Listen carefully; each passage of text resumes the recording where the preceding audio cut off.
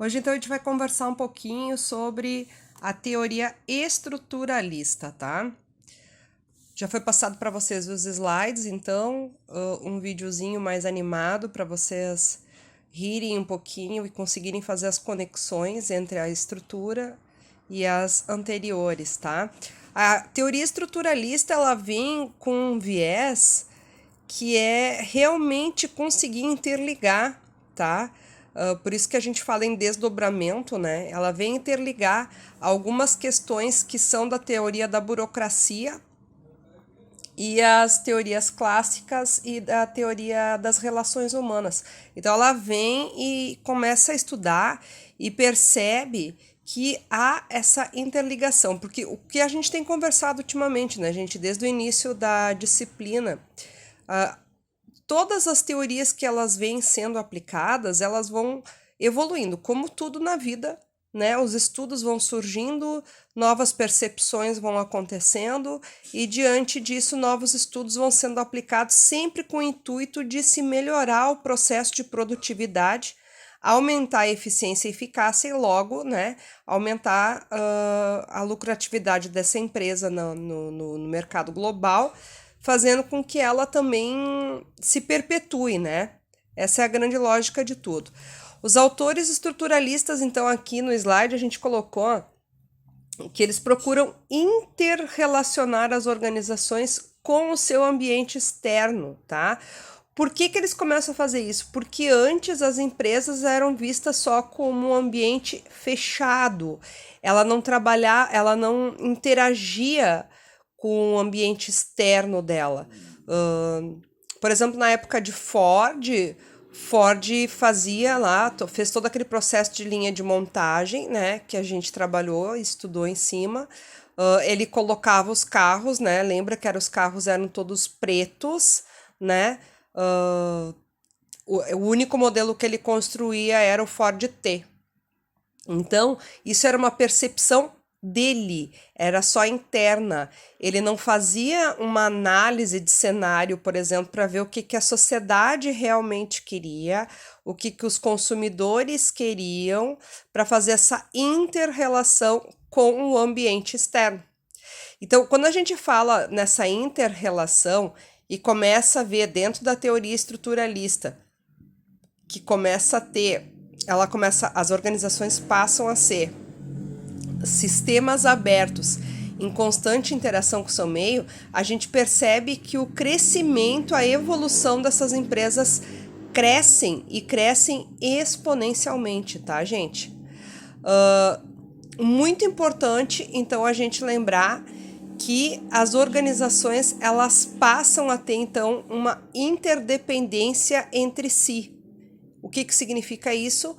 As organizações, elas não dependem somente mais delas, do pensamento delas, mas elas necessitam se interrelacionar com o ambiente externo. Então acaba envolvendo o quê? Aspecto político, econômico, social, que nem agora. A gente tem todo o processo de diversidades, né? Lembra lá que lá no início da disciplina a prof falou para vocês, a sociedade atual é uma sociedade pluralista, né? E vocês me questionaram o que era o pluralista. Houve uma questão, inclusive, falando sobre isso. Antigamente, antes da teoria estruturalista, não se tinha essa preocupação de se relacionar com o meio. Um dos exemplos que a gente pode voltar a falar é o próprio carro que o Ford construía, né, desenvolvia naquela época, era só um tipo de carro, era só aquele, o foco era só a produtividade pura, o homem ainda era ali o homem que só trabalhava e trazia valores, começaram a se trazer benefícios para eles, mas o produto era só aquele e não se tinha um relacionamento, tá? Espero que tenha ficado bem explicado isso. As origens dela, então, oposição entre a teoria tradicional e a teoria das relações humanas, porque eles acharam que eram incompatíveis, né? Então se tornou necessária uma posição mais ampla e compreensiva que integrasse os aspectos considerados por uma e omitidos pela outra e vice-versa.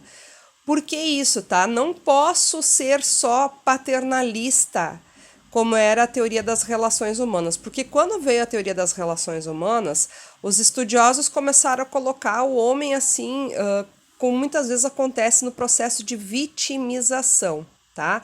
Não se pode vitimizar. Pessoas não podem ser vítimas, né? Nós temos de assumir os nossos posicionamentos, nós temos que nos automotivar, nós precisamos ir em frente. E a teoria das relações humanas, ela trazia muito aquela coisa do paternalismo.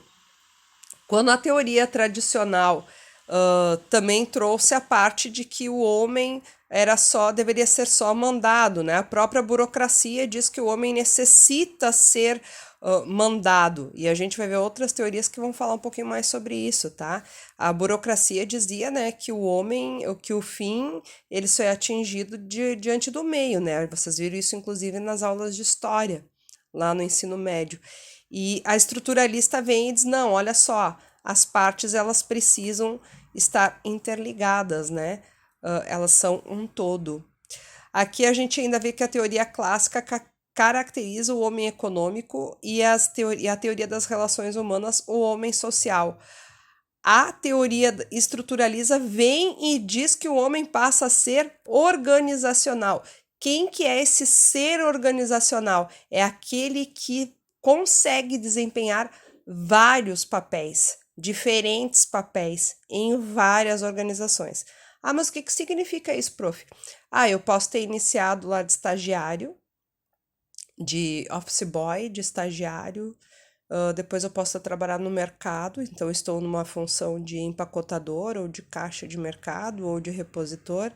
Daqui a pouco eu já fui para uma função, eu consegui me destacar sendo repositor, perceberam que eu tinha um processo de liderança, o mercado quis com que eu começasse a me desenvolver, me colocaram no cargo de fiscal de caixa, de repente.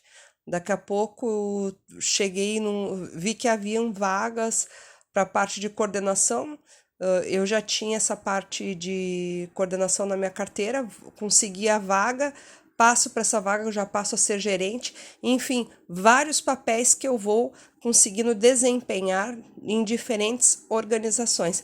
Por isso o homem é chamado de homem organizacional. E se vocês pararem para pensar, vocês vão entender que eles conseguem fazer essa interligação, né, essa relação homem organizacional e vários papéis em organizações, com o que eles mesmos mesmo caracterizam ali quando eles dizem que o ambiente passa a ser aberto e não mais fechado. Porque quando nós somos abertos, nós nos interrelacionamos com o nosso meio, né? Quando nós somos pessoas mais extrovertidas, se vocês pararem para pensar, essa é uma realidade. Quando tu sai do teu meio social, só família, e começa a passar meio social, amigos, depois escola ou escola e depois amigos, depois processo de adolescência, processo de vida adulta, isso vai interligando, vai formando a tua personalidade e isso na realidade faz com que tu desempenhe vários papéis. E é por isso que o homem é chamado nesse período de homem organizacional, tá? O homem moderno organizacional, para ser bem sucedido, ele tem que ter características, e essas características nas suas personalidades são flexibilidade diante das mudanças, né? Então, como agora o que está acontecendo, todas essas mudanças ainda podemos ser vistos como homem organizacional nesse período. Claro que nós temos outros papéis, tá? Mas focando na teoria estruturalista, somos homem organizacional diante dessa flexibilidade. Tolerância às frustrações, né? Os desgastes emocionais, compensação do trabalho rotineiro em prol das tuas preferências pessoais e permanente desejo de realização, tá? Papel desempenhado nada mais é do que aquilo que se espera e que tu cumpra. Então, cada um de nós tem um papel que é reforçado pela nossa própria motivação e que, quando nós somos contratados, as pessoas esperam que nós realizemos, né? Então, há uma expectativa de desempenho por parte do grupo social, por parte da internalização desses valores, e cada pessoa pertence a vários grupos e organizações e desempenha vários papéis, diversos papéis. Foi o que a prof estava falando para vocês antes. Conforme a gente vai crescendo, a gente vai socializando e termina a teoria estruturalista. Beijinho!